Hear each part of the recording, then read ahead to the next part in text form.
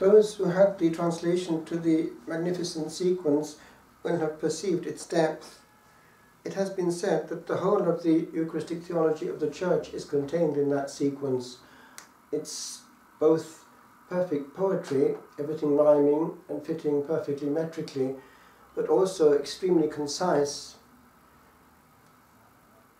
Also, the Sacra Solemnia, which would have been sung at vigils, the night office, the office of readings, contains a profound theology.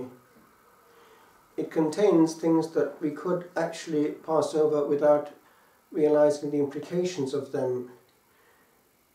There is one verse in the Sacra Solemnia of that St. Thomas Aquinas, who, remember, wrote under inspiration and was said to have written correctly of the body of the Lord, for he asked at the end of all his works if he had written well of his body, and the Lord answered, Bene scripsisti de me, Thoma, you have written well of me, Thomas, and you have written well of the sacrament of my body.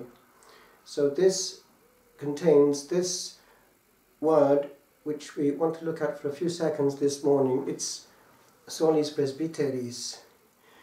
He says that it was only given unto priests. The word that we use is to confect the body of the Lord, but then he goes on that it was congruit, that they alone also should handle it.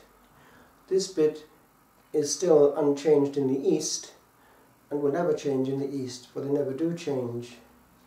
It's only very recently that in the West this has been attacked. If one looks at the evolution, it's very interesting. Paul VI insisted, as he wrote the foreword to the 1969 Missal, continuing the teaching of Sacro Sacrum Concilium, that any changes made were to be seen as coming from the old, and that was in the very early stages perceived to be such, for there was in the immediate a continuity, for the simple reasons that it was the same celebrants doing it, and initially doing it with all the instincts of what they had been formed to, and therefore instincts and habits remained. I still remember when we started celebrating the Mass in Welsh in 1970.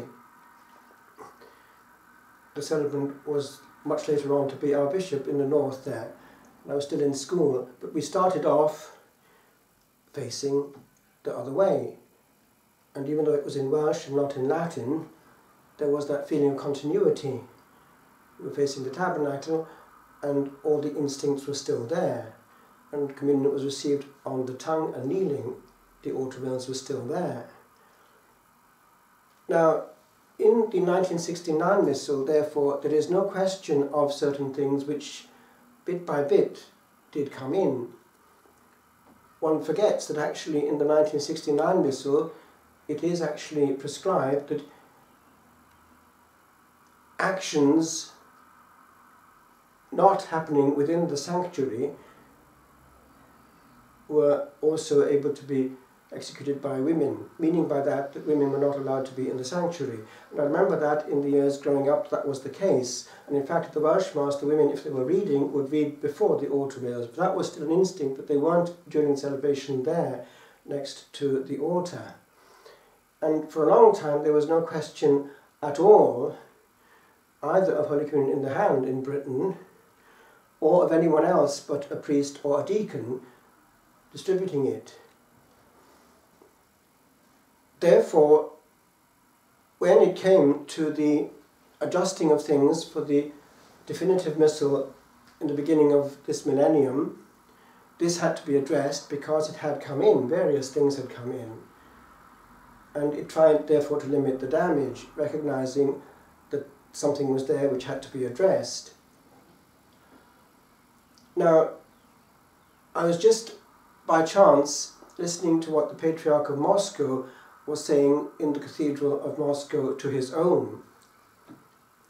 It was in the context of his meeting with Pope Francis, presumably, because he was trying to tranquilize his own.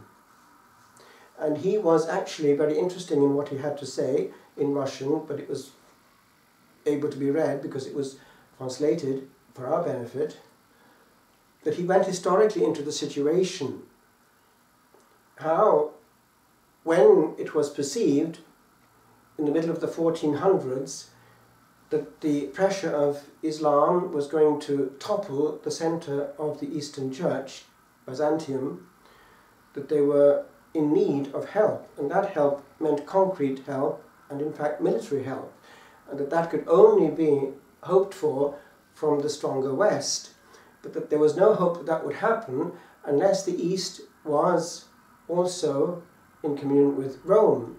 And therefore it was partly, it would seem, a last hope to preserve the centre of the Eastern Church from falling, when in Ferrara and then Florence in 1439 the Eastern experts, bishops, theologians, came to discuss as calmly as they could the whole problem of division, which was there since 1054, with the equivalent of the Western theologians and bishops. It was actually an important meeting, especially as they did arrive at an agreement which would have enabled East and West to breathe again with its two lungs.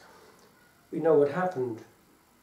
It was accepted in the West, but not by great sections of the East. In fact, the Patriarch of Moscow notes the fact that the one of the Eastern bishops, the one who did not put his signature to it, the only one actually, was the Bishop of Ephesus, whose name was Mark, and he notes that he became, I believe, Patriarch of Moscow on his feast day. But what comes through in his powerful sermon is this, that he feels his duty very strongly to protect and maintain intact the uncontaminated faith of the Orthodox Church in that massive block of Eastern Europe.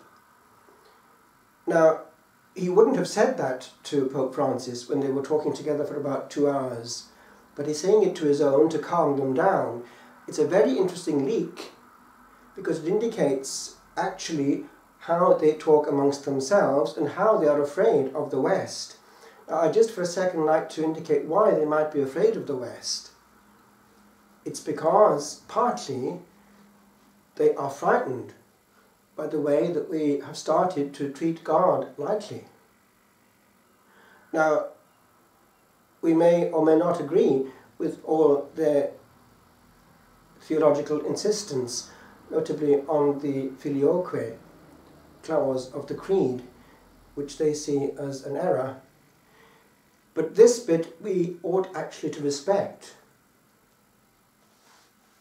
They have managed under huge persecution to maintain intact their cult and actually therefore the theology that it contains in a way that we have not managed to when quite free. Because those of us who freely manipulate the sacred laws of liturgy to create something human are not obliged by political force to do so, but are doing so because we want attention, because we want to do something original, not asking Jesus that we're worshipping whether he wants it or not. This would not even cross their minds in the East, and they are horrified when they see the happy-clappy mode that the West has got into massively on parish level. Just to say, we need to respect our brothers in the East, and also not to be presumptuous when it comes to saying that spiritually, we have it all. One of the ingredients of true spirituality is true humility. And I think on this feast of Corpus Christi, which of course they haven't got because they haven't got anything new, we need also to ask ourselves, can I learn something from the unhurried, poetic, mystic mode of our Eastern brethren, who calmly, for 3 hours, just breathe in something greater than themselves.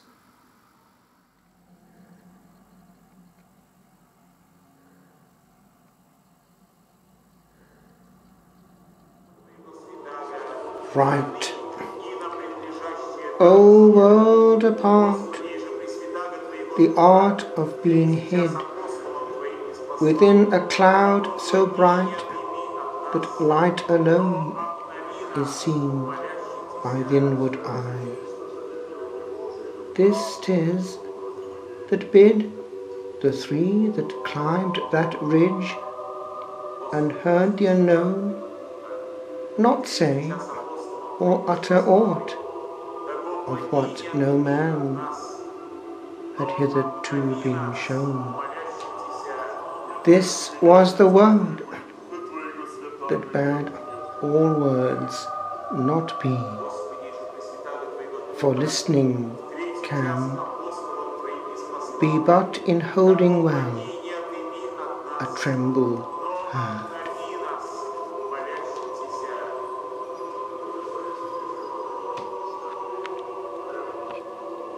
O Tabor, here I climb again that place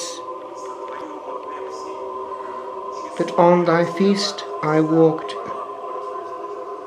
Here again the incense sweet that drugged a magic space hath dazed the memory's cells with quiet pain.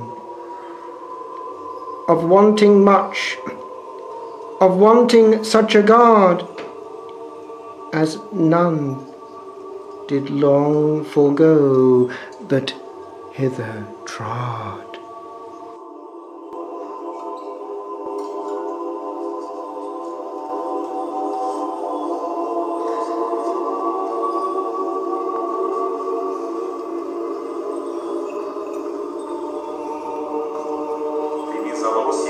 Сохрани его цел и невредим, даже до последнего.